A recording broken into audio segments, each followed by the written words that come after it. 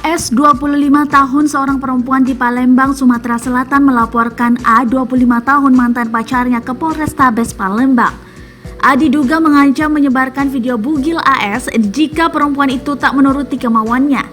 AS menceritakan kronologi kasus ancaman yang diterimanya itu. Awalnya, AS meminjam uang sebesar Rp500.000 kepada A karena memiliki keperluan mendesak. Tapi pacarnya itu meminta AS bugil sambil melakukan panggilan video call. AS menuruti permintaan pacarnya itu. Namun, AS tak tahu ternyata pacarnya merekam panggilan video tersebut. Setelah itu kami putus, uangnya sudah saya kembalikan, kata AS saat membuat laporan di Polrestabes Palembang Minggu 7 Juni 2020. Setelah putus, A kembali menghubungi AS. Ia mengancam akan menyebarkan video tersebut. A tak cuma mengancam menyebarkan video tersebut, pria yang kini jadi mantan pacarnya itu juga meminta AS kembali telanjang di depan kamera. Sadar pernah melakukan kesalahan, AS tak menuruti permintaan A.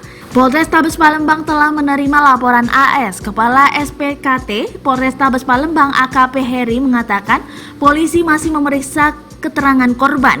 AS, kata Heri, diminta melengkapi bukti kasus tersebut.